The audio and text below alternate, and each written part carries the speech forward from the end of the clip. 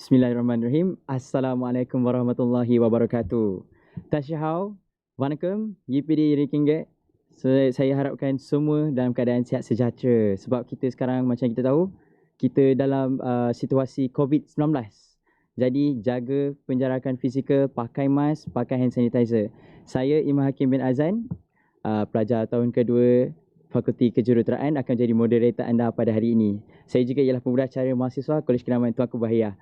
Jadi pada pagi ini kita akan ada satu slot iaitu slot bersama Pusat Tanggungjawab Universiti Malaya ataupun dikenali sebagai PTj. Jadi kita akan dengar taklimat daripada mereka dan PTj ini ialah boleh kata kawan rapat kepada pelajar-pelajar kerana kita akan berurusan terus dengan PTj.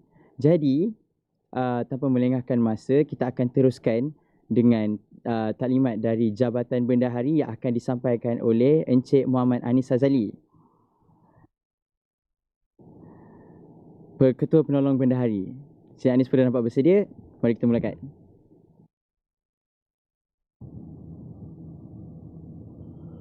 Okey, terima kasih pengerusi majlis. Assalamualaikum dan selamat sejahtera. Nama saya Muhammad Anis Azali, Ketua Penolong Bendahari Jabatan Bendahari Universiti Malaya. Jadi terlebih dahulu saya ingin mengalu-alukan kedatangan ataupun kehadiran adik-adik ke pelajar baru ke Universiti Malaya sesi 2020-2021.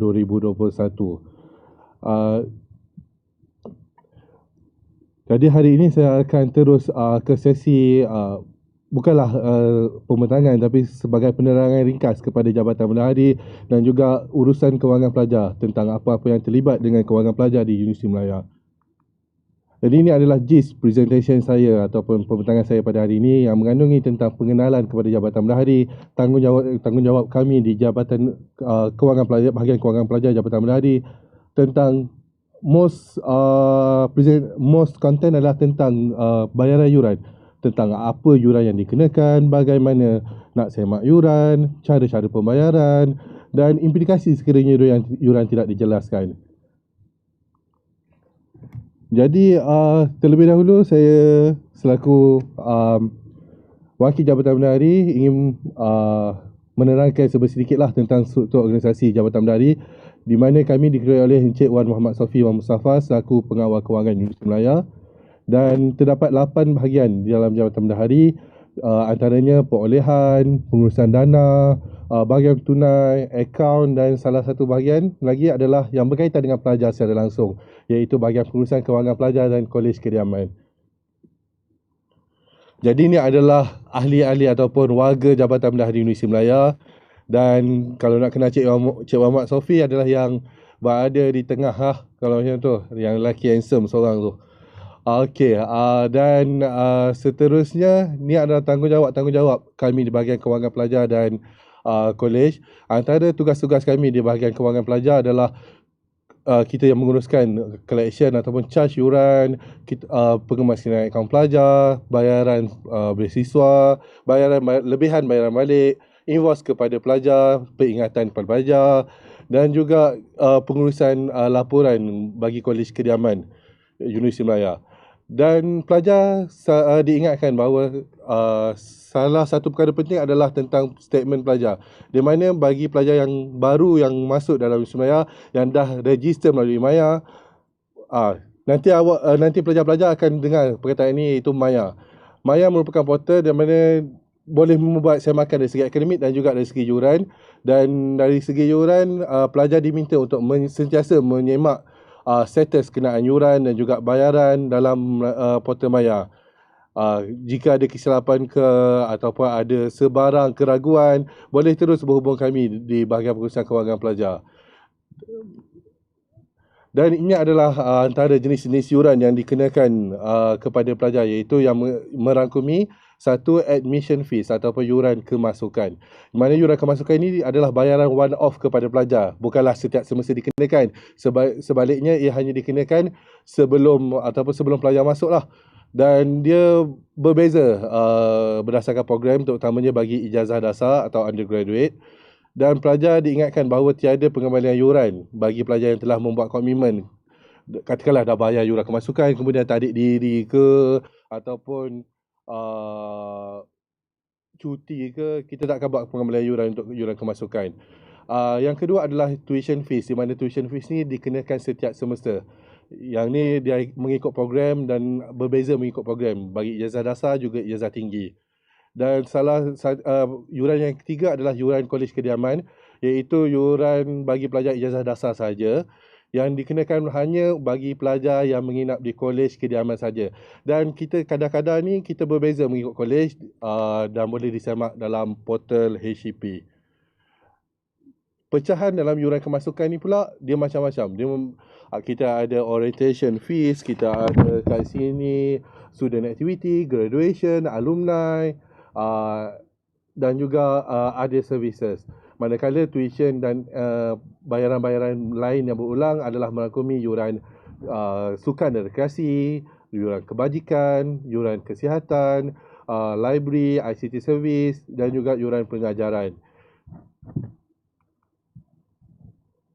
Ini yang penting ya bagi semua pelajar, iaitu pelajar diminta untuk tahu tentang tarikh-tarikh setiap semester, di mana kita ada dua tarikh penting, iaitu bayaran untuk admission fees mesti dijelaskan sebelum pendaftaran. Jadi mana-mana pelajar yang ada masalah ataupun mengalami kesukaran dalam pembayaran yuran kemasukan boleh terus berhubung dengan Jabatan Bendahari nanti. Dan bagi tuition fees pula dan juga bayaran lain yang berulang tadi, bagi pelajar ijazah dasar dikenaki menjelaskan yuran sebelum peperiksaan, manakala postgraduate ataupun ijazah tinggi sebelum melakukan pengesahan dalam portal Maya. Jadi mana-mana pelajar yang mempunyai tajaan ataupun bantuan kewangan, contohnya ada zakat ke ataupun tajaan daripada kementerian ke, boleh terus email surat tajaan kepada bursa_student@um.edu.my, ada di slide tu, dan berserta dengan dokumen tawaran lah. Jadi kita akan mengemasbunyikan yang mana yang perlu kita hantar invoice kepada penaja.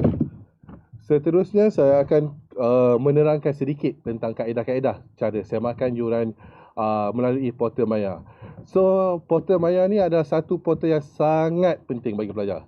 Sekali lagi saya terangkan, sangat penting, di mana dia bukan sahaja merekodkan tentang kewangan, tapi juga tentang proses-proses akademik yang mana nanti akan diterangkanlah pada hari-hari berikutnya. Dan untuk kewangan, pelajar boleh membuat semakan baki yuran di sini, dan juga di sini dah ada current fee balance yang menunjukkan baki semasa. Juga boleh semak detail statement, view account statement di situ, di mana pelajar boleh tekan button tu dan boleh download statement untuk semester tersebut. Pelajar juga boleh membuat bayaran secara online melalui portal ni, katakan nak buat melalui FPX ataupun nak buat melalui credit card online. So kita benarkan. So ni adalah kaedah-kaedah pembayaran di Universiti Melaya, yang mana yang pertama kita ada Financial Processing Exchange yang saya inform tadi tentang FPX. Kita dah collaborate dengan FPX dan kita accept macam-macam bank kat sini, Hong Leong, Maybank, Public, RHB, CIMB, Bank Islam dan lain-lain lagi. Manakala kredit kad online juga boleh dilayari melalui portal Maya. Nanti akan ada button untuk tekan untuk buat bayaran melalui kredit kad. Dan selain itu kita boleh juga buat transfer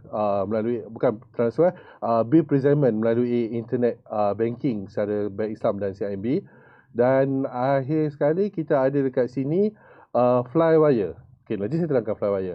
Tapi bila pelajar-pelajar buat transaksi pembayaran, saya suka ingatkan supaya simpan satu salinan. In case lah takut ada berlaku apa-apa ataupun tiba-tiba tengah buat pembayaran tu kita panggil apa ni, internet down ke.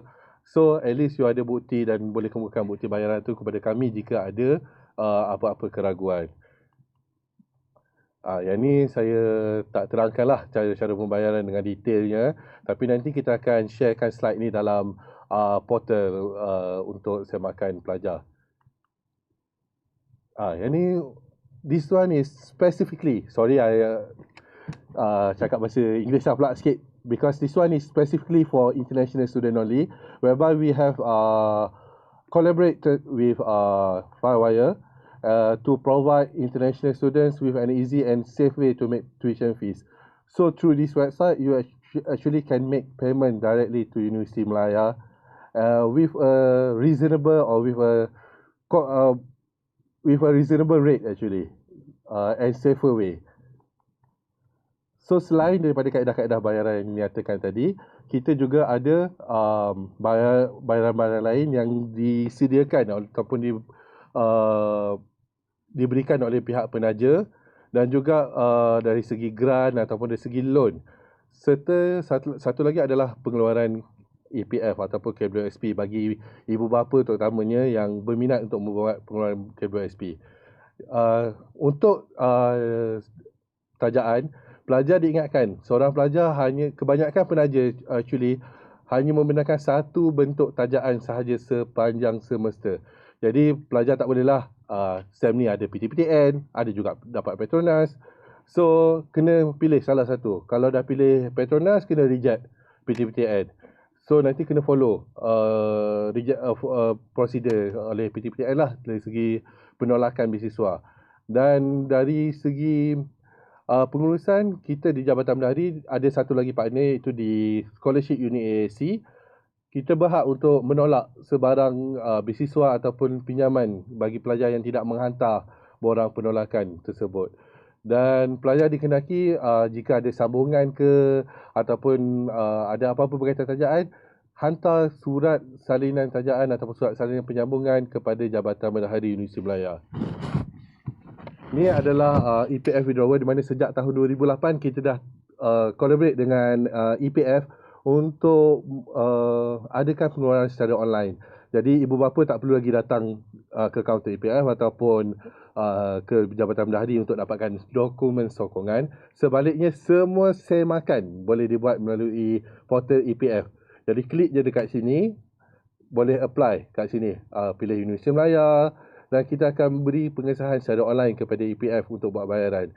Ibu bapa ataupun pelajar hanya perlu ke EPF bila nak buat pengeluaran saja, di mana cap jari diperlukan oleh pihak EPF untuk tujuan verifikasi. Yang ini adalah tentang implikasi apa yang akan berlaku sekiranya pelajar gagal untuk menjawabkan yuran. Yang pertama, pelajar tidak akan dibenarkan untuk mendaftar semester berikutnya. Yang kedua adalah sekatan terhadap peperiksaan. Yang ketiga, tentang scroll transkrip bagi pelajar yang akan graduasi, kita akan tahan dan tidak dibenarkan untuk menghadiri convocation lah, kecuali mendapat kebenaran lain. Dan tapi suka saya ingatkan, release examination result ni bukan bergantung kepada hutang je. Sebab kita juga ada C-test, di mana course evaluation form ni wajib diisi oleh pelajar. Kalau tak isi pun result akan ditahan, dan result satu lagi perlu di-approve oleh fakulti dahulu sebelum boleh dirilis kepada pelajar. Dan sekali lagi saya ingatkan tarikh-tarikh penting ni. Admission fees bila kena bayar, tuition fees bila kena bayar bagi pelajar undergraduate dan postgraduate. Dan jika ada apa-apa masalah, pelajar boleh mendapat maklumat yang betul di tempat yang betul, jangan pergi merata-rata. Dan kami boleh dihubungi di talian-talian yang tertera. Dan komunikasi yang paling penting adalah melalui email bagi kami, iaitu di bursa_student@um.edu.my. Jadi bagi pelajar-pelajar yang ada Facebook, boleh search Jabatan Bendahari UM, di mana sentiasa kita akan wawarkan tentang polisi-polisi, tentang ataupun ada pengumuman ke, ada pelajar yang nak kena ambil cek ke. So boleh semak Facebook Jabatan Bendahari UM. Dan sekali lagi saya ingatkan supaya pelajar sentiasa membuat semakan penyata akaun. Sekurang-kurangnya 2 minggu selepas pendaftaran ni, pelajar masuk dalam maya dan semak sama ada yuran tu dah dikenakan atau belum, atau serta sebulan sekali ke kalau college baru masuk charge ke. So pelajar boleh sentiasa menyemak. Dan sekali lagi adalah sebelum exam tu wajib semak lah. Dan saya rasa tu sahaja briefing saya pada pagi ini. Dan sekali lagi saya ingin mengucapkan tahniah. Saya sebagai alumni, juga alumni Universiti Melaya, bagi ijazah dasar dan ijazah tinggi, dua-dua saya buat kat sini, ingin mengalu-alukan lagi kedatangan anda semua dan selamat menjadi warga Universiti Melaya.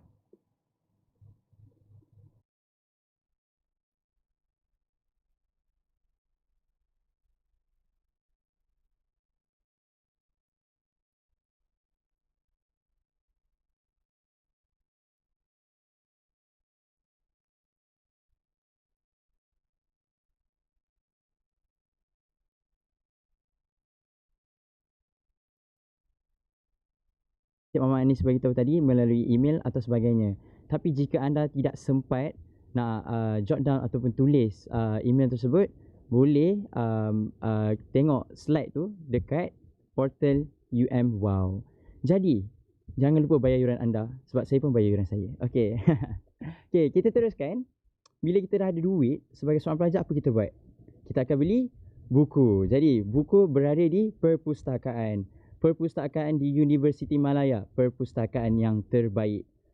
Kita ada 870,000 plus print sources. Kita ada 480,000 plus non-book material. Kita ada 250,000 digital and electronic sources. Saya tak nak terangkan yang banyak-banyak sebab kita ada speaker wakil daripada perpustakaan. Jadi dengan itu, saya mempersilakan Puan Nur Hasanah Muhammad Hanafi selaku pustakawan kanan untuk present, share apa yang ada dekat perpustakaan Universiti Malaya. Dipersilakan.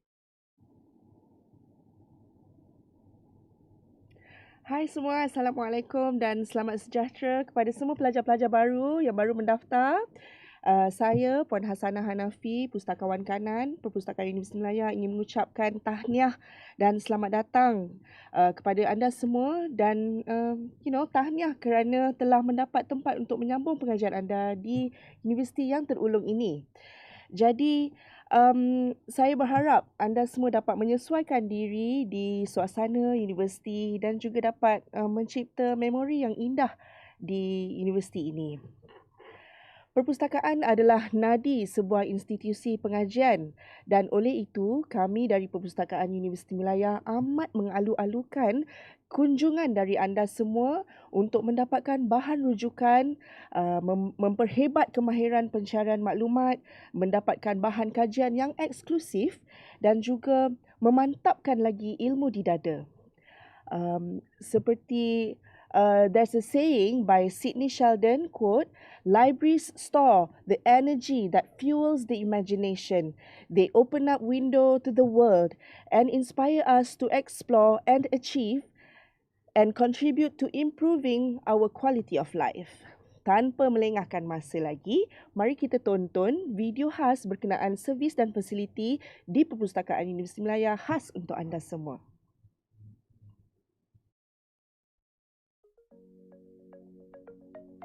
Welcome to the Universiti Malaya Library, the nucleus of knowledge. Library is established in 1959 together with the existence of the university. The chief librarian is Dr. Kasya Zakaria. In support of the Universiti Malaya's global mission, the library provides professional expertise, diverse information resources, and knowledge-based services for the advancement of its quality research, teaching, and learning. Library network consists of a central library, 3 branch libraries, and several special libraries, mostly located within faculty's vicinity. The Chief Librarian's office, including 7 other divisions, are located at the central library, while the branch libraries are called Zaba Memorial Library, TJ Danaraj Medical Library, and Tan Sri Professor Ahmad Ibrahim Law Library are located within the campus as well. There are also 11 special libraries called Built Environment, Dentistry, Education, East Asian Studies, Engineering, Indian Studies, Islamic Studies, Languages and Linguistics, and the Malay Studies Library. Library has a mixed collection of print, electronic, microforms, and multimedia resources. We have large arrays of resources of books, journals, conference papers, e-books, e-journals, microfilms, microfiche, and audiovisual materials. Library collection has reached over 1.3 million copies of resources. All academic staff, students, and valid registered members of the library are allowed to borrow from this collection. The collections comprise of textbooks, monographs, journals, thesis and conference papers in various subjects acquired to support learning, teaching, and research needs of the university. There are also books and journal titles in electronic format accessible via electronic databases. Academic Reserve Collection consists of a small but vital collection of textbooks recommended by lecturers of the faculty. Reference sources such as dictionaries, encyclopedias, handbooks, directories, and resource guides for research are available. UML subscribes to most of the core journals in various subject areas. Back issues or bound journals are kept in the library. The University Malaya Library is offering its users the opportunity to sample this increasingly popular technology. Library Kindles are preloaded with bestsellers, popular, motivational and inspirational titles, and more. All students are eligible to borrow books from the library by category. For undergraduate, 20 items for the period of 30 days are allowed on loans from the open shelf collection. While for the final year undergraduates, 25 items for the period of 30 days, and for postgraduate, 30 items for 30 days. For academic reserve collection, only one item is allowed for 7 days for all category of students. For free-range readings, 2 items are allowed for 14 days for all category of students. Borrowers are responsible to return all loaned books before or on the due date. Overdue fines of 50 cents per day will be imposed for items that are overdue. You may search the bibliographic records via a web-based library catalog called Pendeta Discovery. Open Shelves collection can be renewed 3 times unless they have been reserved by other users.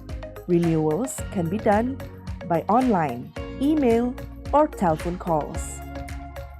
Books on a loan may be reserved and the reservations are made at the services counter or online reservation at Pendeta Discovery. Go through the library collection through the Pendeta Discovery and manage your loans with ease through the My Account function. Our A to Z online database is a one-stop platform for online reference and resources for various research and learning activities. The library offers research skills assistance on information searching, citation and referencing tools, and various resource tools and platforms through workshops, courses, and online support platforms such as LibGuides.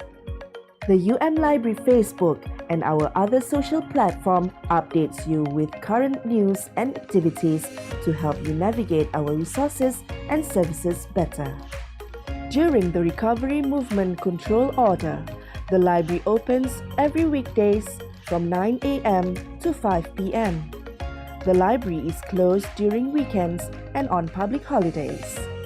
The opening hours can also be found at the library's website.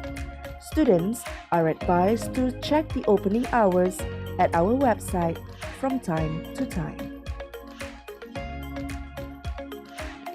Rules in the library are for the benefit of all its users. Therefore, please adhere to the signage available at different sections of the library.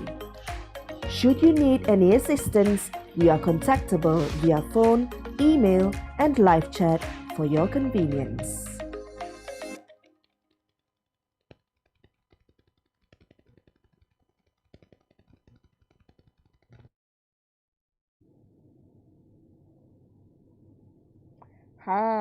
Macam best kan library? Okey, saya ingin tekankan sedikit supaya semua pelajar jangan lupa cek siswa mail from time to time untuk mendapatkan semua pengumuman rasmi dari perpustakaan, dan juga jangan lupa follow kita punya Instagram, Facebook dan juga Twitter. Bak kata Albert Einstein, the only thing that you absolutely have to know is the location of the library. And by the American Library Association quote, when you absolutely positively have to know, ask a librarian. See you at the library. Okay. Dah kan? Baiklah, terima kasih Puan Nur Hasanah atas perkongsian sebentar tadi. Jadi suka saya nak ingatkan kepada rakan-rakan kita, rakan-rakan baru Universiti Malaya di luar sana, grab your chance. Bak kata pepatah juga dan saya quote, satu langkah ke perpustakaan, 1000 pengetahuan. Jadi, jangan lepaskan peluang ini. Baiklah, as we all know, University Malaya is full with diversity in any way. So one of it is the students. We have local students and we also have international students. So without any further ado, I would like to call upon Puan Vignashri King as the pengarah of Pusat Pelajar Antarabangsa to give a speech.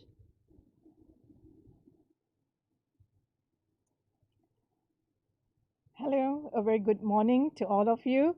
Good afternoon, good evening also to our international students who are watching us right now from your respective country. We are so happy to have you all here with us in and congratulations to all of you for being selected in the best university in Malaysia. Okay, so today I'm going to talk to you about the Outbound Mobility Program. So let me take you through what is the Outbound Program all about. Okay, the Outbound Program or the Student Exchange Program is a program whereby students get to spend 1 or a maximum of 2 semesters abroad and take courses in regular semester to transfer credits. For students who had the dreams to further your studies in maybe UK, Australia, Canada, Indonesia, Thailand, if at all you had those dreams, but you could not pursue your dreams due to financial constraint, do not worry. Okay, we've got a program where you can spend a minimum of 1 semester, a maximum of 1 year to many places, to many universities around the world. Okay, so I'll take you through on how to apply for this program, what is available, what kind of funding available, the requirements for the program, okay, with some of the details of how to participate in the program. So, where are we? The International Student Center is located at the Perdana Siswa Complex. We are at Block G, Level 1. Okay, so once you get a chance to come to the campus, okay, and for those students who are already in the campus and when you get the chance to explore the campus, do come and visit us. So what do we offer? We do offer the outbound program as well as the inbound program. As I've mentioned to you, outbound program is whereby we send students overseas, and inbound program is a program whereby we accept students from overseas to come and spend a semester or a year at University of Malaya. Unfortunately, due to the pandemic, we are unable to accept international students currently. But I'm sure once you are here for your next semester and your coming years, you'll be able to mingle around with many international students on campus. Okay, we also organize the international student activities.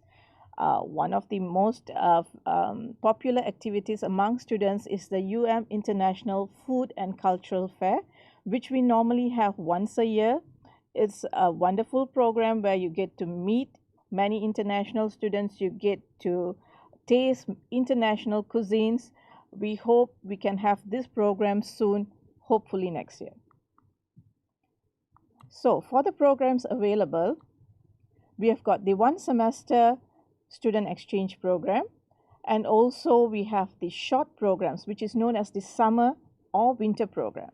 Summer programs are programs that is normally conducted during your semester break. Okay, that is during the summer duration, which is July and August. We also have the winter program, which is normally conducted during the winter time, that is January and February. Okay, students can also participate in short-term programs organized by your faculties. Each faculties will also come up with short programs. Now, I would like you all to watch a short video where you get to see how your friends, your seniors, has experienced this wonderful study abroad program. Enjoy the video.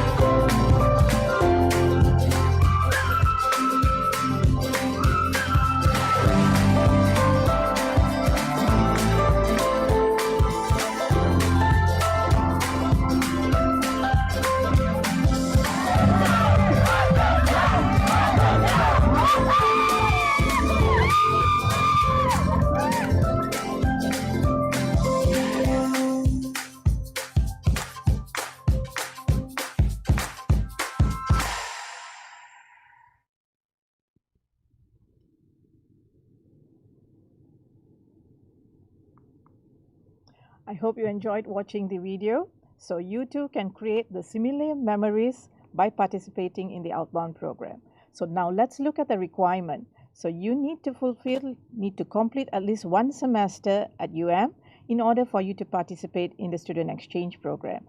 And you are not allowed to participate in your final year, final SEM. So don't wait for too long. Okay, as long as you have completed your one semester, do come and see us to start on your student exchange program. Okay, you also have to achieve at least a GPA of 3.0 and above for the one semester exchange program and a minimum of 2.75 for the short-term program. You need to have a basic language ability. I'm sure all of you do have that. You have completed your MUVET, so that's not an issue at all. Okay, and of course, you should be free from any disciplinary action. Okay, when do you apply? We've got two intakes for the one semester exchange, which is normally known as the fall intake. Fall intake begins in either August or September, and we also have the spring intake, which is normally begins in February and it ends in end of June or July. So if you can look at the screen, those are the application deadlines. So you have to actively look into your info, your emails, because we will be posting opportunities, outbound opportunities in info. So do not fail looking at your info to get the latest information on programs available. So where you can go to, we have got over 600 partner universities in 60 different countries. Okay, name it and we do have it.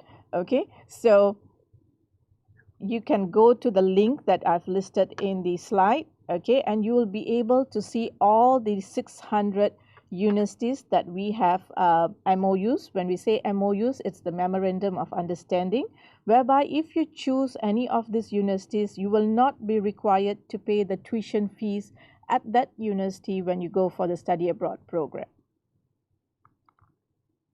So what do we provide? I'm sure most of you all will be wondering, what are the financial assistance that the is going to provide you?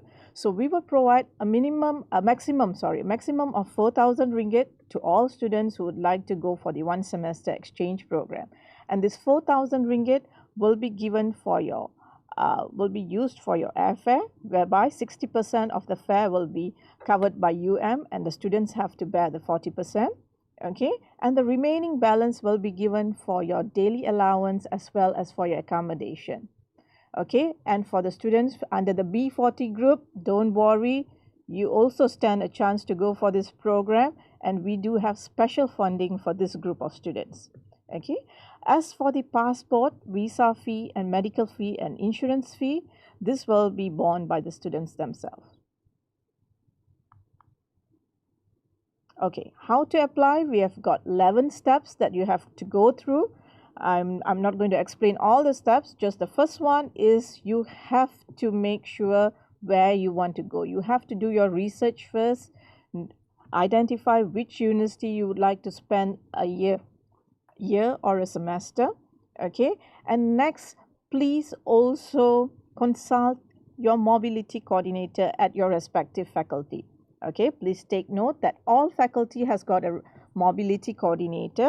So this is the person that you have to go and see and get advices on your academic matters. Okay, so do not worry, these slides will be uploaded in the WOW portal, so you will be able to see all the steps, read all the steps clearly later. Okay, you can also visit the ISC website. Here you get to see all the reports that has been written by your friends, your seniors, okay, by participating in various programs. This will enable you to get a clear idea about the program. Okay, so do visit the ISC website. We have also uploaded videos of your seniors who have participated in various programs. Visit YouTube and just type International Student Center and you'll be able to view many videos. Okay, so this will give you a very good idea of how the whole exchange program is like. Okay, here I'm sharing with you 10 reasons why you should go for a student exchange program. So basically it's just not 10 reasons, it's more than 10. Okay, a student exchange program provides you firstly an opportunity to travel. Okay, you get a chance to travel. Okay, you get a chance to learn a new language, build new networks. Okay, it's basically a gateway to your personal development. Okay, you also get to enhance the value of your transcript, because the exchange period, okay, if you spend one semester just say in Australia, okay, your exchange period will be stated in your exam transcript. So this is also an added point when you go for an interview. You are you are way ahead from the other candidates, okay, because you have got international exposure. Okay, IC will be organizing and mobility outbound clinic. We'll be doing it online. Okay, so these are the dates. Okay, for October we have got one, November we have got 2 sessions, and for December we have got 2 sessions. Do join us to get further information about this program. Okay, do contact us, okay, through our email studyabroad@um.edu.my. We are also on Instagram. We are also on Facebook as well as YouTube. So just you may scan the QR code, okay, it will take you directly to ISC's website. Okay, so we look forward to meet you all in person soon, okay, and give you the advices on how to go about in making your dreams come true. Okay, so thank you so much from the International Student Center. I wish you all the best.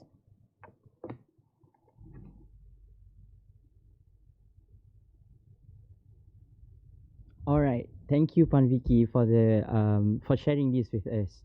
I would like to send this message to all of our new family members of University Malaya. Grab this chance, don't let it slip away. Check your email. Join the exchange student program. Alright, student exchange program, sorry. Okay, so let's move on to the next session, which is taklimat bersama pejabat keselamatan. Jadi, saya nak beritahu anda semua, Universiti Malaya dijaga 24 jam selama 7 hari. Tidak henti. Dijaga keselamatannya, dijaga keharmoniannya. Kita ada kawalan trafik, kita ada rondaan, kita ada, kalau ada laporan ataupun aduan tentang masalah-masalah yang berkaitan dengan keselamatan, kita akan laporkan dan semuanya akan dikawal oleh pejabat keselamatan. Jadi orang kata tak kenal maka tak cinta. Jadi kita nak kenal pejabat keselamatan dengan lebih mendalam. Jadi dengan itu saya mempersilakan Encik Muhammad Afiq Saifuddin, penolong pegawai keselamatan, untuk memberikan ataupun membentangkan presentation. Jadi dipersilakan. Okay, terima kasih saudara Irman Hakim. So assalamualaikum dan selamat sejahtera. Pertama sekali, tahniah diucapkan kepada pelajar-pelajar baru sesi pendaftaran 2020-2021. So di sini saya akan membentangkan tentang apakah yang dilakukan oleh pejabat keselamatan. So pejabat keselamatan Universiti Malaya telah ditubuhkan sejak tahun 1967 dan fungsi asalnya adalah untuk memelihara keselamatan penghuni asrama kediaman Universiti Malaya. Seiring dengan peredaran masa dan pembangunan pejabat keselamatan Universiti Malaya telah mengembangkan fungsinya kepada perlindungan fizikal terhadap warga kampus dan secara menyeluruh. Pengawal-pengawal keselamatan bertugas di pejabat keselamatan sepanjang tahun, 24 jam sehari. So, Universiti Malaya juga telah mendapat kelulusan daripada PDRM, iaitu Polis Diraja Malaysia, untuk menubuhkan unit Polis Bantuan Universiti Malaya PBUM pada Januari 2015. So, visi kami adalah menjadi peneraju pengurus keselamatan dan seterusnya misi kami pula mewujudkan persekitaran yang kondusif dan selamat untuk semua warga Universiti Malaya. Carta Organisasi Pejabat Keselamatan kami diterajui oleh ACP Muhammad Hanif bin Uthman, iaitu Pengarah Keselamatan Universiti Malaya. So, jika pelajar dapat lihat di slide, kita akan dapat tahu keluasan ekar Universiti Malaya, iaitu seluas 850.77 ekar dan jumlah blok iaitu 512 buah.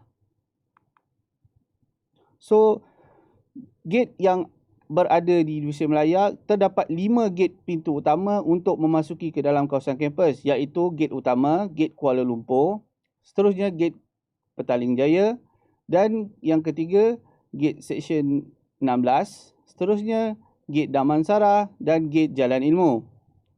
So fungsi kami adalah kami melakukan kaunter aduan dan juga selain itu operasi 24 jam, talian hotline, CCTV dan juga kawalan keselamatan.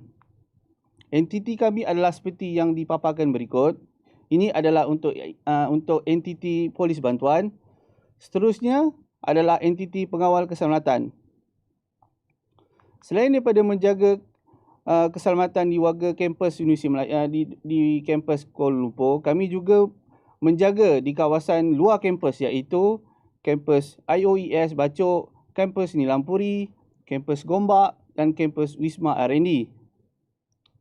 Tambahan lagi Jelebu. So kaedah kawalan yang dilakukan kami adalah dari segi rondaan 24 jam sehari, 7 hari seminggu. Semua bangunan dan juga buku rondaan.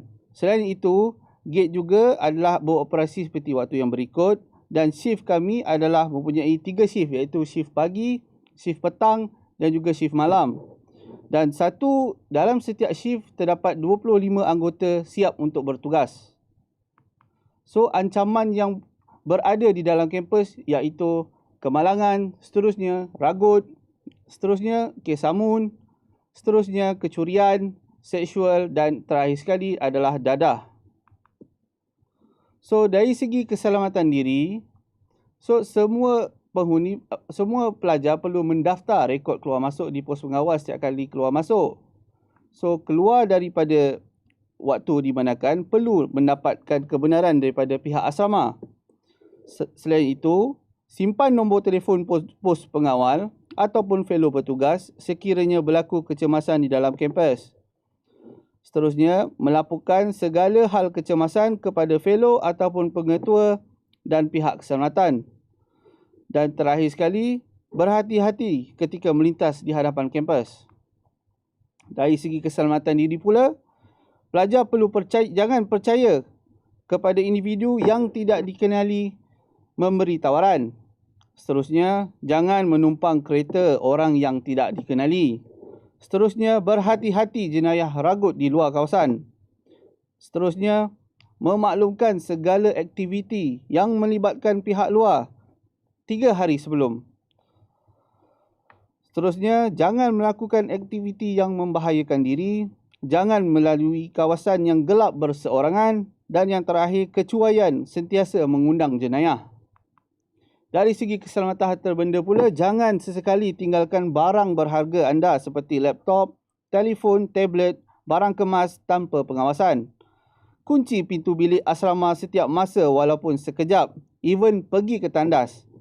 Laporkan kepada anggota bertugas sekiranya ternampak orang yang mencurigai di dalam kampus. Dan yang terakhir, jangan bawa wang tunai dalam jumlah yang banyak. Peraturan yang ada di kolej iaitu, jangan sesekali bawa orang luar di dalam bilik. Jangan benarkan rakan tinggal di dalam bilik dalam keadaan setinggan. Seterusnya, jangan gunakan pemanas heater untuk memasak air. Dan terakhir, mahasiswa dilarang untuk masuk ke blok siswi. Adakah pelajar dibenarkan untuk membawa kenderaan di dalam kampus? Jawapannya adalah boleh, tetapi perlu mengikut kategori seperti yang berikut.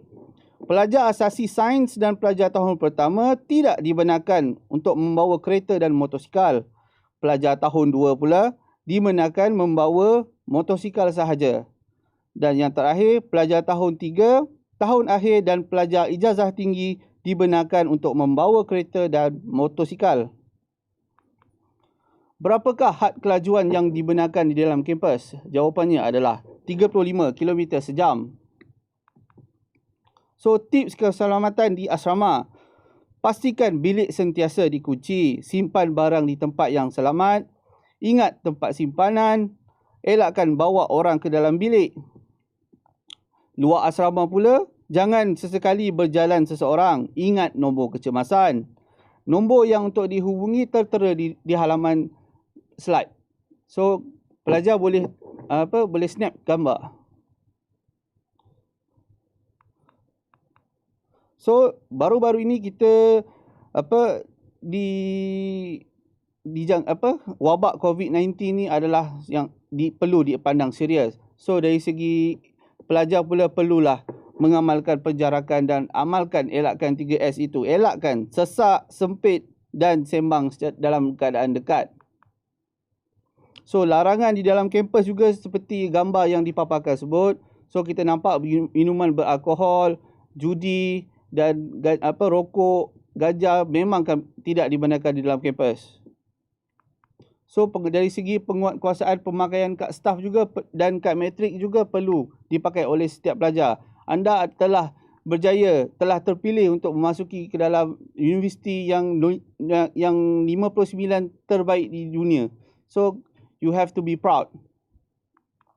So sekian itu saja dan tahniah lagi diucapkan kepada pelajar yang telah berjaya dipilih untuk belajar di Universiti Melaya dan sekian, terima kasih.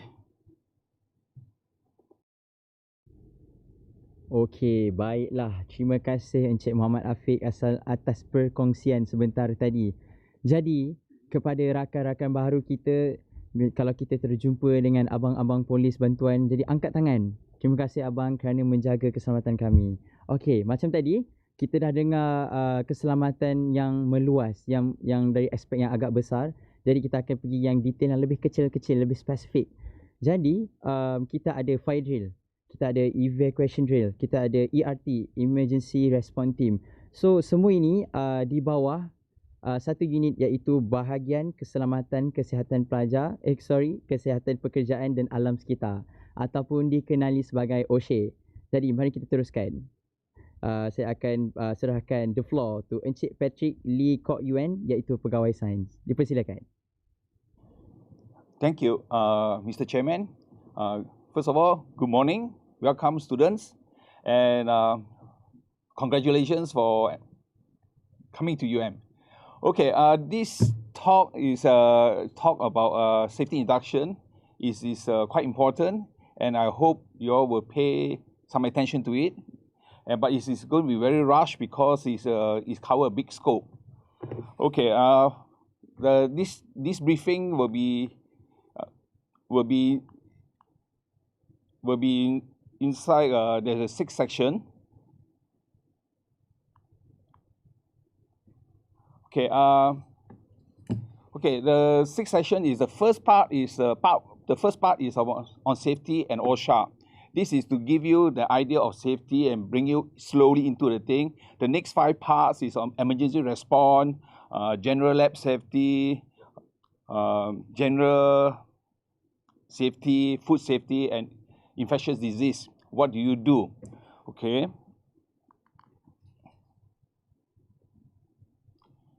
Okay, what is safety?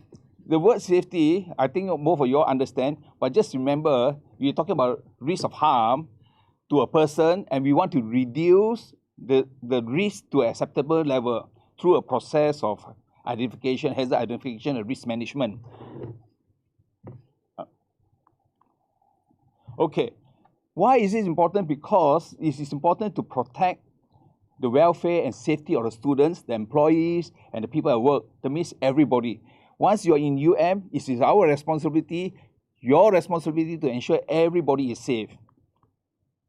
Okay, what is the impact of accident if you neglect safety?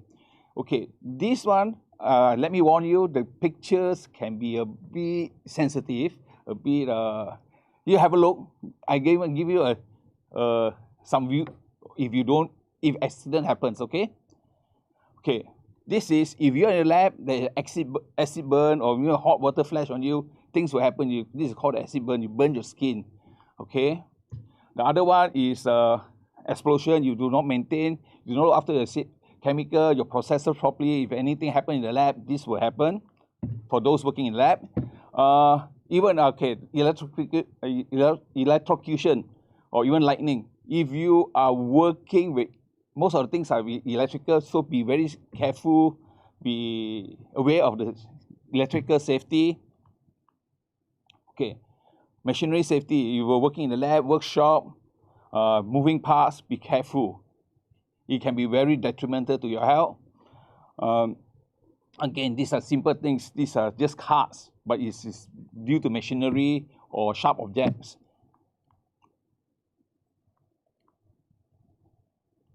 Okay, another thing is to, especially fall from heights. Let's say you need to do something, change something, get something from higher grounds. Be very careful.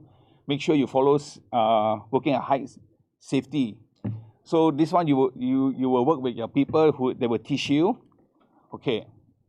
Okay, this is closer to your road accidents. You know, remember our security officers has already mentioned accidents. First of all, please remember to wear safety helmet when you're on the motorbikes, pillion. It can be very, I have witnessed myself, it's very bad, the situation. The other one is toilets. I know a lot of people say the toilet is dirty, you squat on the toilet bowl. Please do not do that. If you break, you get a very deep gash at the bum. Okay, why accident happens? Okay, now I bring the concept of, okay, why? Okay, the accident happens, it can be many reasons. Negligence, you do not follow SOP, you're unaware, you're careless, and things like that. So the reason you all know, but try to understand why it happened. So there is a reason why we have SOP and procedures. Okay, okay. Now you know what is safety, accidents. I have to introduce a new term called hazard. What is hazard? Hazard is any situation or behavior that can cause injury or damage to property. So when you have a hazard, you are not exposed to it, it's not dangerous. When you're exposed to it, and the accident can happen. Because you have the hazard and you're exposed to it, then the condition is will create an accident potential. Okay. Okay. When you understand the hazard, there's 6 types of hazard basically. Is physical, chemical, biological, economic, psychosocial, and safety. Safety are the most frequent because like sleep, fall, and things like that. So you will learn more about it when you go to your classes. Your lecturer will brief you as well.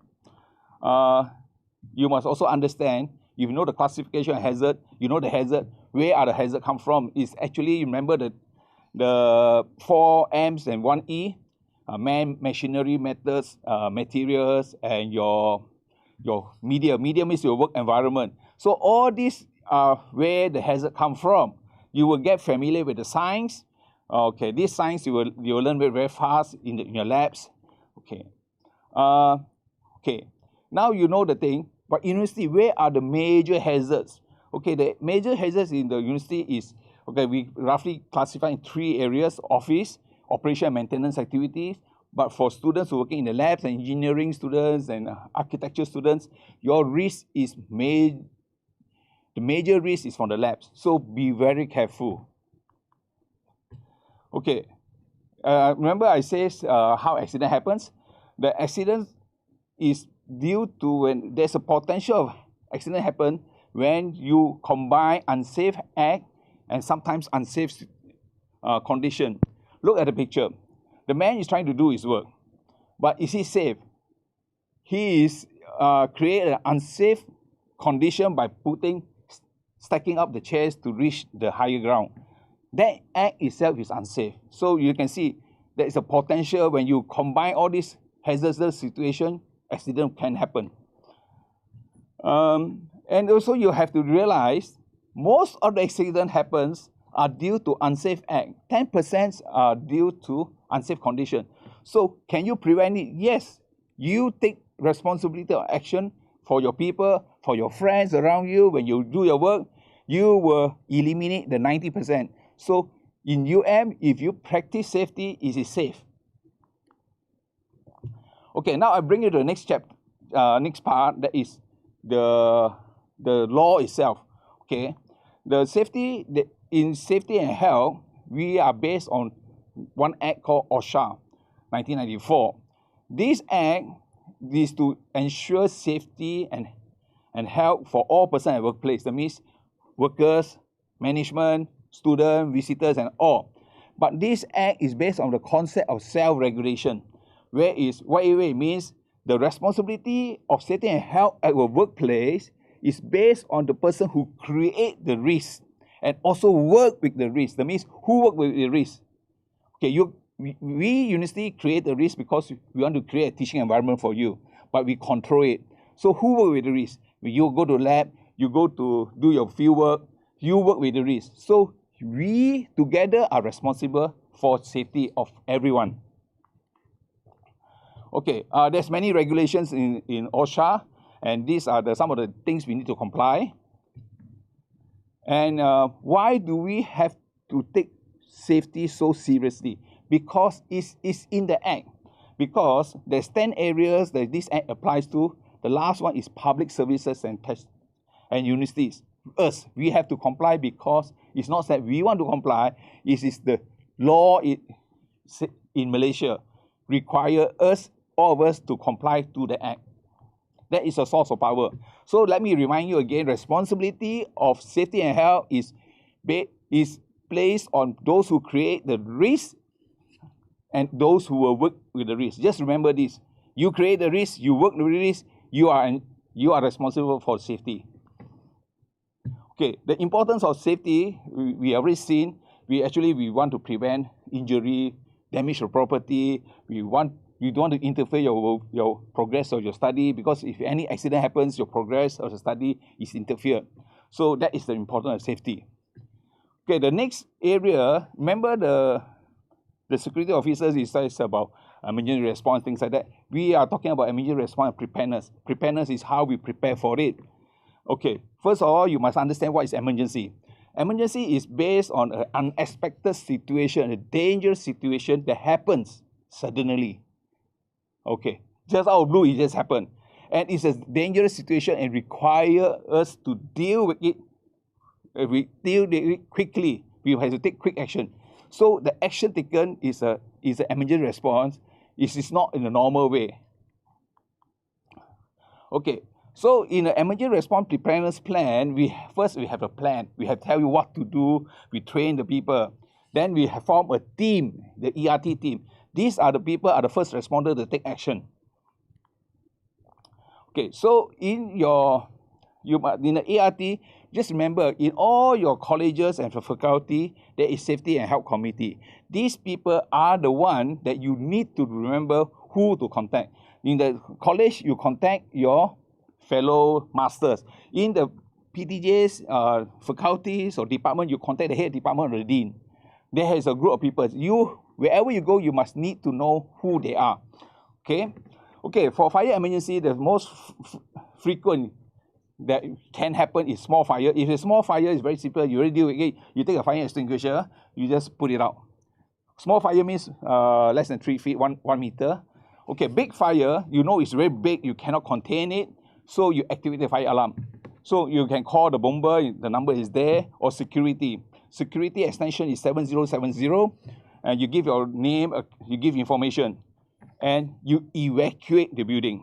You break glass, ring the alarm, you evacuate the place.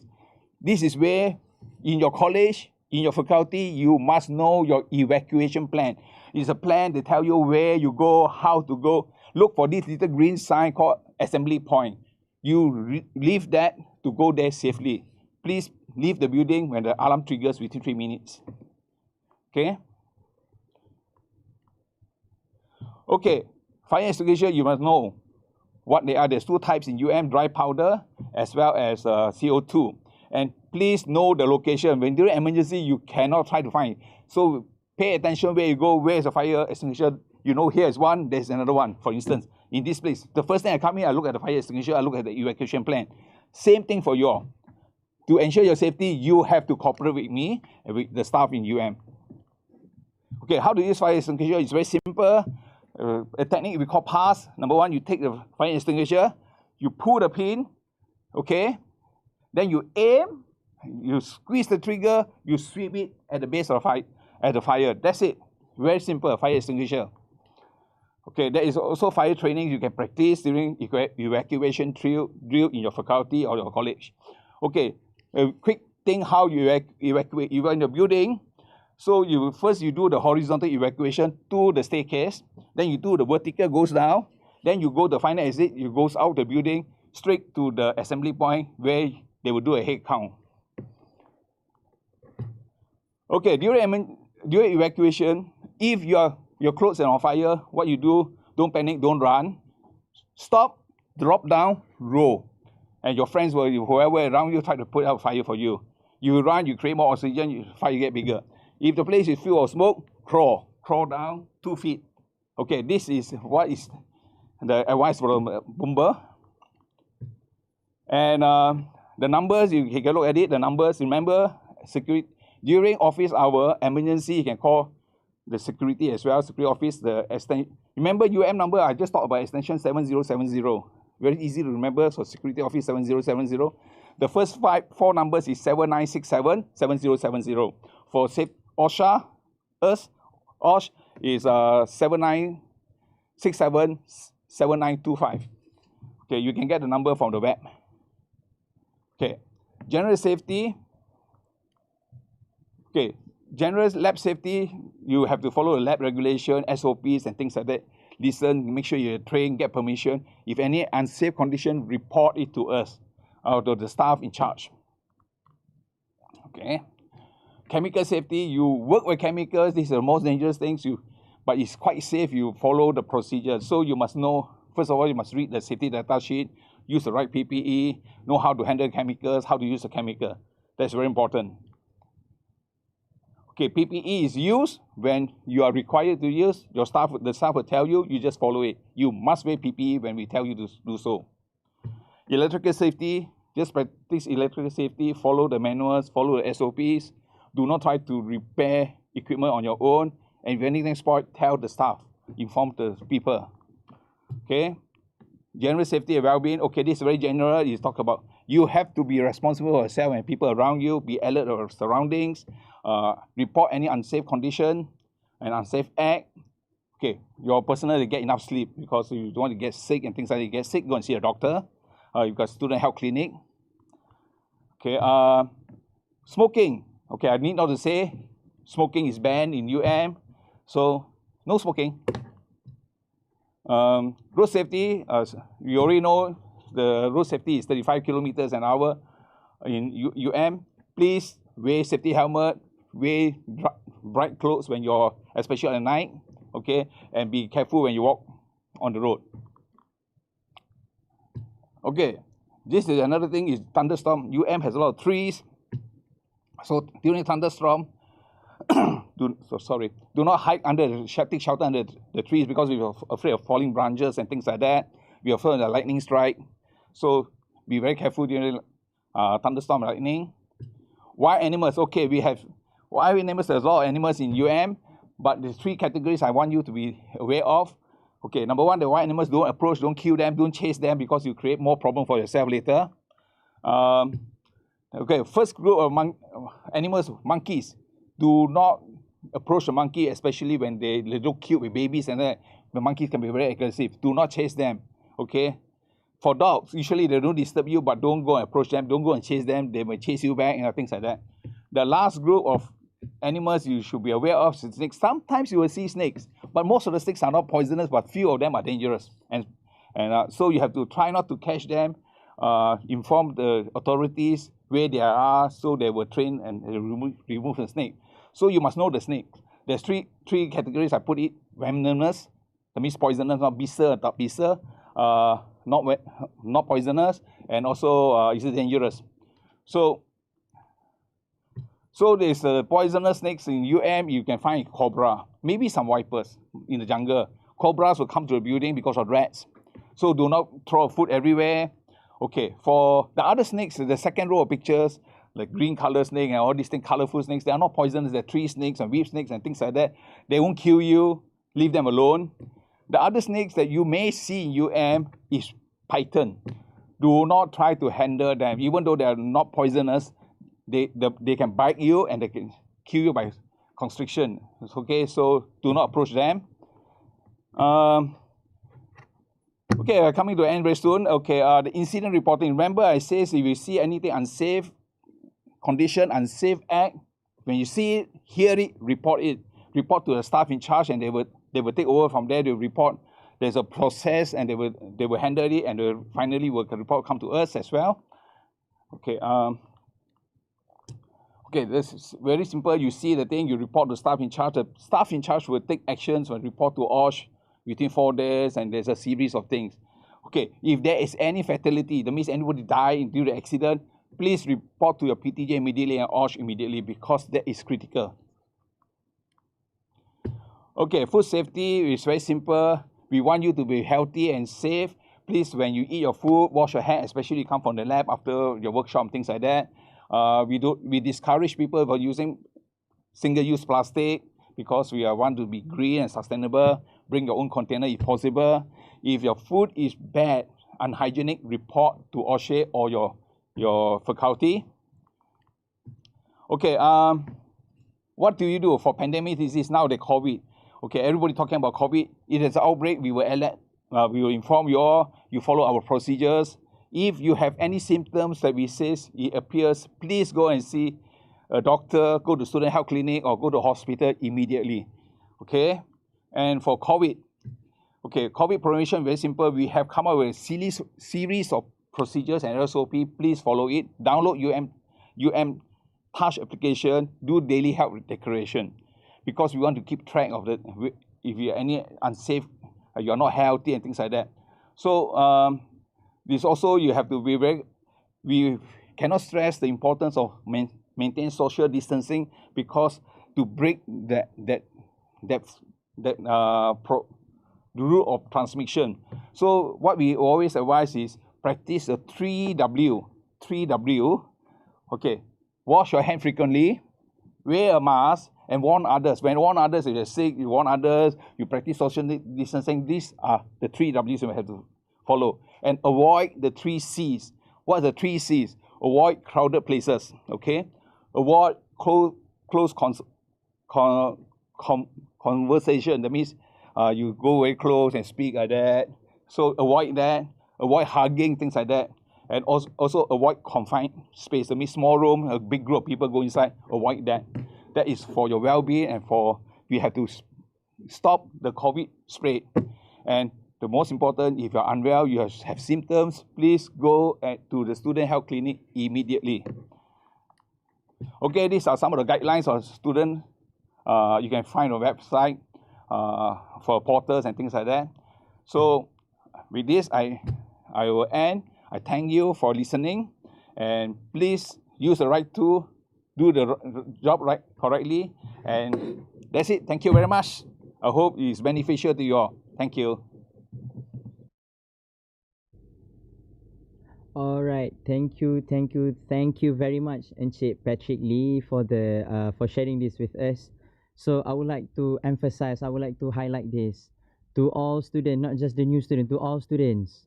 In everything you do, safety must be taken as the priority, because nobody can replace you. We all love you so much. So please take care of yourself. So we will move on to the next session. Kita dah bercakap pasal keselamatan. Sekarang kita nak bercakap pasal kesihatan. Jadi saya pasti rakan-rakan di luar sana pasti macam pernah rasa sakit, tapi macam kena cari klinik kat luar dan sebagainya. Di Universiti Malaya, di bangunan Siswarama aras bawah, aras 1, bersebelahan dengan Fakulti Sastra dan Sains Sosial, iaitu Klinik Kesihatan Pelajar. Kita boleh, kalau sakit boleh pergi kat situ, mereka akan berikan rawatan kepada kita. Jadi, saya tak nak cakap banyak pasal benda itu, kerana kita akan mempersilakan Dr. Zuraidah Mohamed, pemangku Ketua Klinik Kesihatan Pelajar, untuk memberikan ucapan ataupun present. Alright, dipersilakan.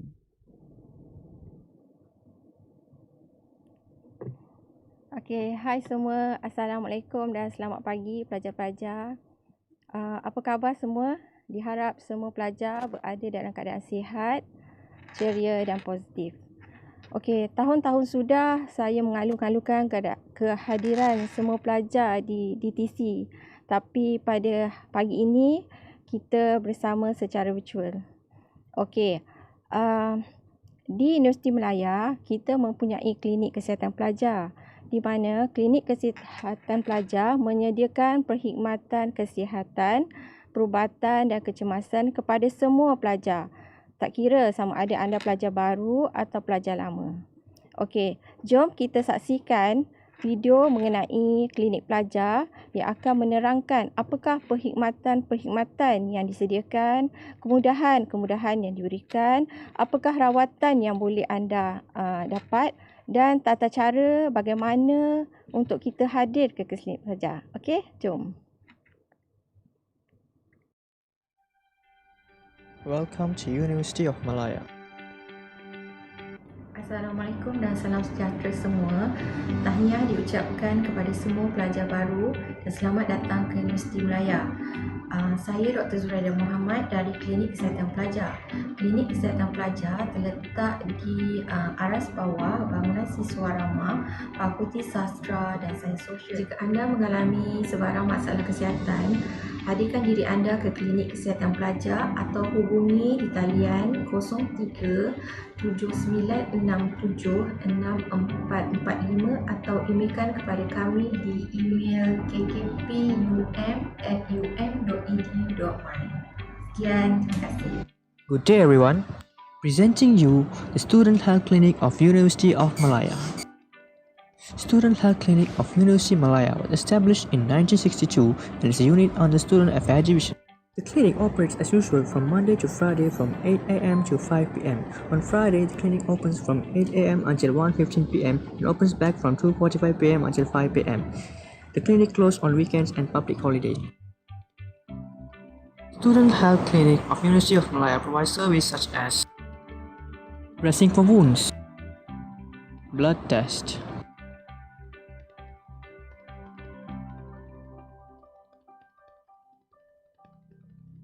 vaccination,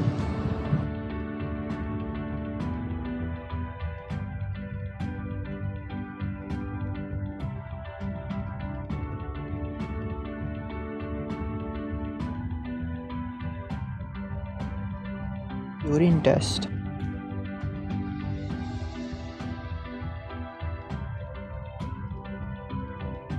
electrocardiogram,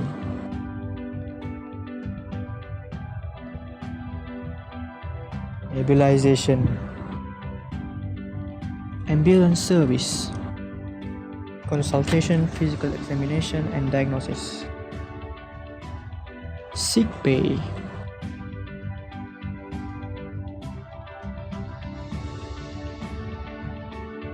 Student Health Clinic also offers stop smoking clinic for all the students, medical checkup for new students, Palapes, Suksis and exchange program, a specialist referral to the University Malaya Medical Center (PPUM). During this COVID-19 pandemic, there are some standard of procedures need to be followed. First of all, scan QR code using Charge application. Then check in. Record your temperature. Sanitize your hands.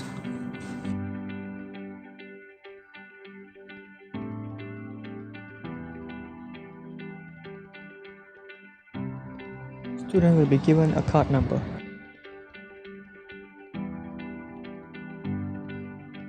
The main door is only used for entrance. Then student will be channeled to the triage counter.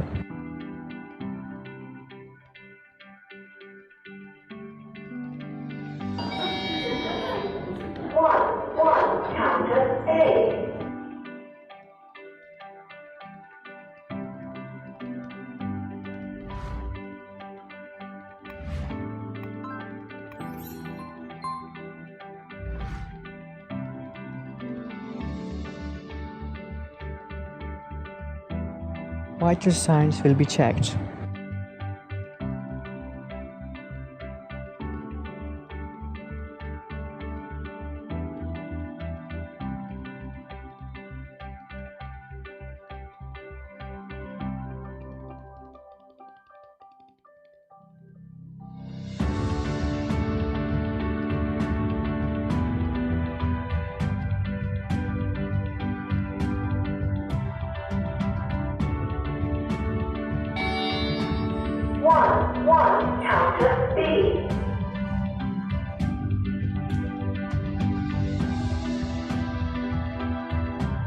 Register your details at registration counter. Student must present their metric card. Registration counter operates as usual from Monday to Tuesday from 8 a.m. to 4:30 p.m. and on Friday it operates from 8 a.m. to 12:45 p.m. and opens back at 2:45 p.m. until 4:30 p.m.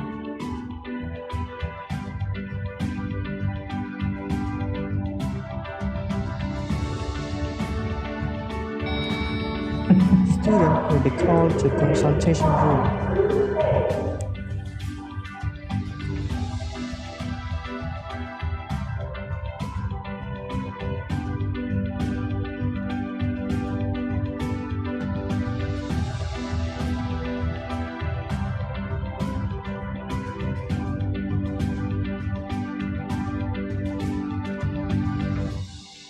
In consultation room, students will receive consultation and treatment from the doctor.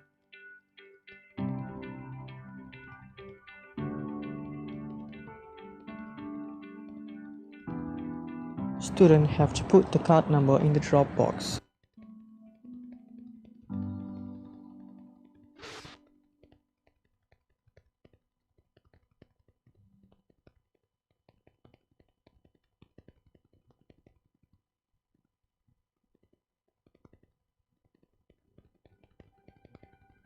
Students go to pharmacy to get prescribed medicine.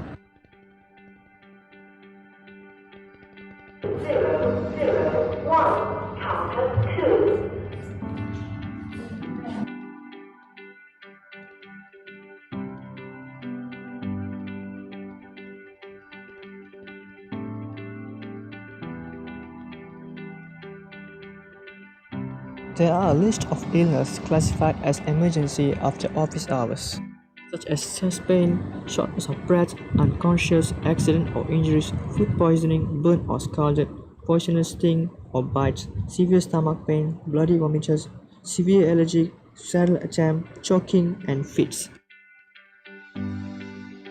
Students with such illness will be sent to University Malaya Medical Center.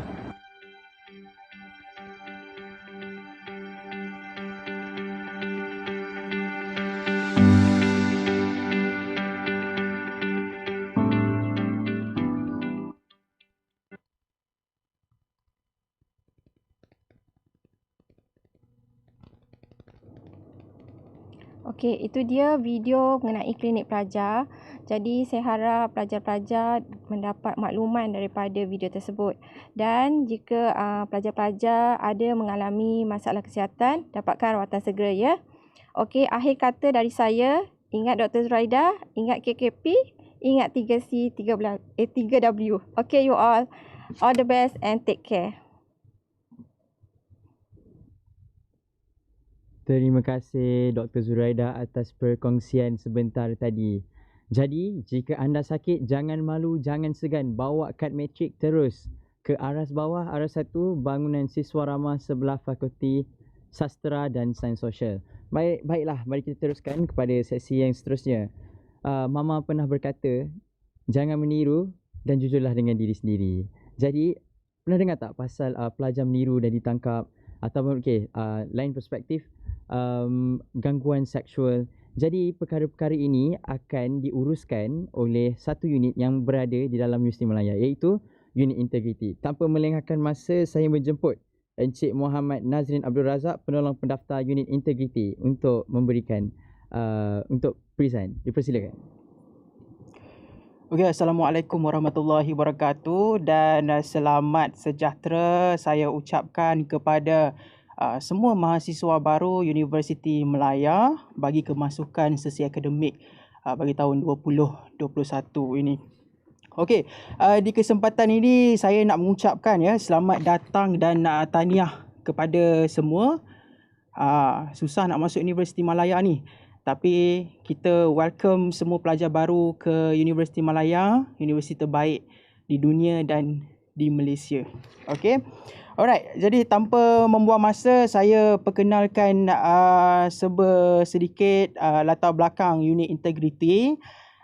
Unit integriti diletakkan di bawah Pejabat Naib Chancellor, ditubuhkan pada tahun 2016. Dan sebelum tu tadi pengurusi majlis ada cakap saya punya nama Muhammad Nazri Abdul Razak, salah seorang daripada pegawai di unit integriti lah. Okey, ini saya perkenalkan yang mengetahui unit integriti Puan Nur Aisyah binti Samah. Beliau adalah ketua unit integriti dan dibantu oleh 2 orang pegawai dan juga kami ada seorang staff. Kekuatan kami cuma ada 4 orang staff. Okey, dengan kapasiti jumlah staff dan pelajar yang ramai di Universiti Melaya ni lah. Okey, kita ada Puan Mahfuzah binti Muhammad Nasir penolong pendaftar di unit integriti, saya sendiri dan Encik Syazwan. Okey, ini adalah fungsi unit integriti, which is kita sebagai salah satu sekretariat bagi jawatankuasa anti rasuah Kita terlibat juga dalam pelaksanaan dasar perundangan dan peraturan, sistem dan prosedur kerja dan pengukuhan governance dan integriti dan juga pengesanan dan pematuhan punitif dan pemulihan lah. Di samping itu juga kita bertindak sebagai sekretariat siasatan dan kita menerima dan kita juga mengambil tindakan terhadap mana-mana aduan yang kita terima lah. Okey, kita juga berfungsi sebagai sekretariat dalam jawatankuasa tata tertib staf which is kita terlibat juga dalam sebagai urus setia dalam tata tertib staf. Bagi tata tertib pelajar, dia diuruskan oleh bahagian hawal pelajar lah dan kita juga berfungsi dalam perancangan dan pentadbiran. Okey, kita akan discuss berkenaan dengan mencegah dan mengendalikan kes gangguan seksual, which is saya ingatkan kepada semua pelajar baru supaya sentiasa berhati-hati dan menjaga diri sendiri Jadi kita di unit integriti, salah satu daripada fungsi kita tadi sebagai sekretariat siasatan, kita berfungsi untuk memberikan membantu pelajar dalam menguruskan perkara-perkara yang melibatkan gangguan seksual dan sebagainya. Okey, ini adalah poster dan brosur yang mana kita ada provide dalam bahasa Melayu dan juga bahasa Inggeris. Okey, kita ambil masa sikit untuk pelajar boleh scan Okey. So student, you can scan the barcode.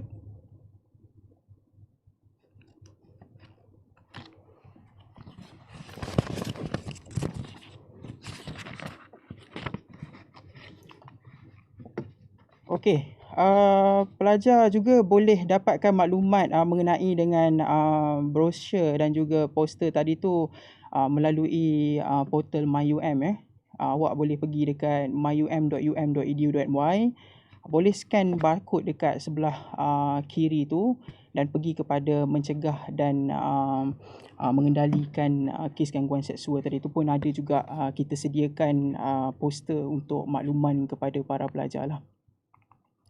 Okey, jadi saya nak terangkan kat sini apa itu gangguan seksual.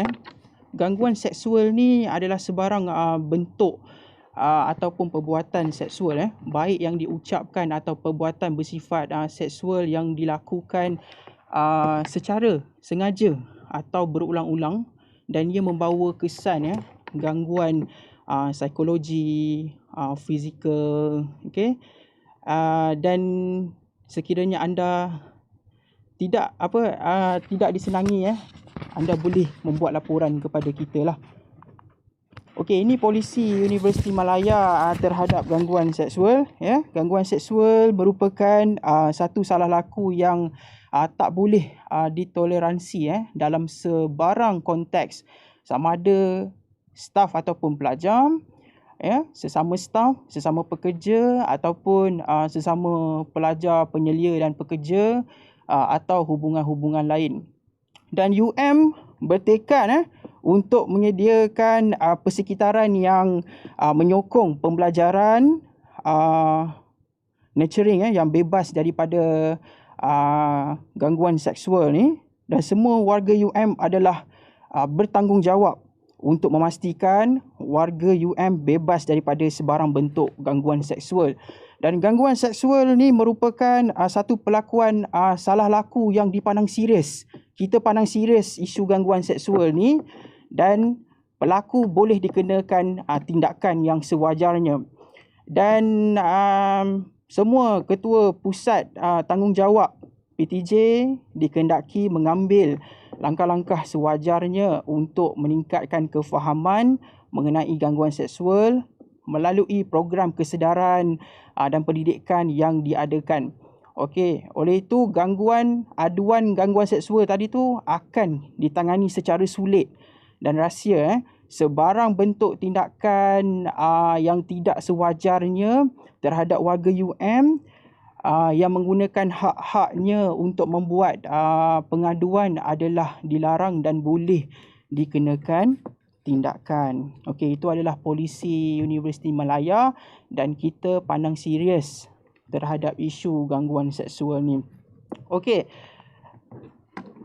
Anda mungkin kurang pasti ataupun kurang tahu tentang bentuk-bentuk gangguan seksual yang berlaku lah. Okey, dekat sini saya akan share dekat semua pelajar-pelajar baru bentuk-bentuk gangguan seksual yang boleh berlaku ada gangguan secara lisan, ada gangguan bukan lisan which is secara isyarat gangguan secara visual, gangguan psikologi dan juga gangguan fizikal. Jadi, untuk gangguan secara lisan ni, bentuk gangguan ini dapat dilihat dalam penggunaan bahasa lucah lah. Menggunakan melalui perbualan, bercerita, bercenaka, membuat bunyi-bunyian, memberi kritikan, komen, pujian atau mengajukan soalan berunsur seksual ke atas penampilan, pakaian, tingkah laku, tubuh badan atau aktiviti seksual yang dinyatakan secara terang-terangan lah. Ataupun berselindung. Kalau misal kata you berkias-kias tu pun, itu boleh dijadikan example untuk gangguan secara lisan bagi gangguan seksual ni lah. Okey, jadi misal kata orang yang terkena gangguan seksual secara lisan tadi tu, kalau secara terang-terangan atau terselindung sehingga dia berasa tersinggung ataupun terhina ataupun terugut ataupun terganggu untuk berurusan dengan staf pelajar berkenaan, itu dikira sebagai satu orang kata treason terhadap dia lah. Dan saya akan bagi contoh yang lebih orang kata ringkas dan untuk make sure you guys faham. Contohnya pernyataan ataupun komen usikan tentang rupa paras atau tubuh badan wanita. Contohnya macam memberikan komen tentang saiz buah dada atau punggungnya, permintaan cadangan untuk hubungan atau layanan seksual, itu adalah kita kategorikan sebagai gangguan secara lisan. Okey, kita pergi kepada gangguan bukan lisan secara isyarat. Okey, so bentuk gangguan ini dipamerkan melalui sikap atau perlakuan seseorang staf pelajar yang memberi maksud atau gambaran keinginan yang berunsur seksual. Contohnya merenung, menjeling atau memandang dengan tidak sopan yang tertumpu pada bahagian tubuh badan atau perbuatan seperti menjilat bibir lepas tu memegang makanan makan dengan secara bermakna atau berunsur seksual. Jadi you guys boleh juga dapatkan poster macam saya cakap tadi, boleh pergi MyUM ataupun scan barcode, kat situ ada penjelasan-penjelasannya lah. Okey, apa dia yang you guys kena buat apa nak buat sekiranya anda terkena gangguan seksual ni? You kena berani bersuara lah, ya. Bagi tahu pengganggu, jangan ganggu saya, jangan kacau saya dengan nada yang marah lah, ya. So that pelaku tu takut nak buat dengan you. Kalau you rasa benda tu macam you suka sama suka, itu bukan dikira sebagai gangguan seksual. Tapi kalau you berani bersuara, you bagi tahu pengganggu, jangan ganggu saya, jangan kacau saya. Okey, apa lagi nak buat? Laporkan kepada unit integriti, which is laporkan kepada kita, ya. Boleh juga dilaporkan kepada dekan fakulti, ya, pensyarah, pengetua kolej ataupun fellow kolej supaya mereka dapat mengesahkan cerita anda. Dan jangan lupa catatkan bukti-bukti kejadian, contohnya tarikh berlaku, masa, tempat, siapa pengganggu dan kelakuan pengganggu, apa yang dia buat, berapa kali berlaku, sejak bila berlaku, ada tak orang lain yang kena dan saksi jika ada. Okey, borang aduan gangguan seksual ni you guys bolehlah download juga dekat barcode tadi tu, ya. Boleh juga diisi secara Google Form lah. Kita ada menyediakan pautan dekat sana jugalah. Nanti you guys kalau misal kata terkena gangguan seksual, you rasa terancam, you boleh isi borang gangguan aduan rasmi gangguan seksual ni.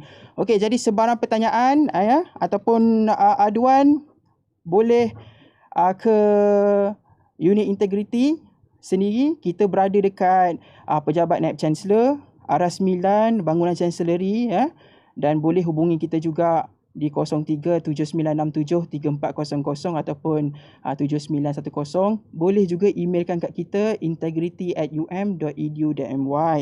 Dan jangan lupa untuk like dan follow media sosial kita, Facebook, Twitter, Instagram di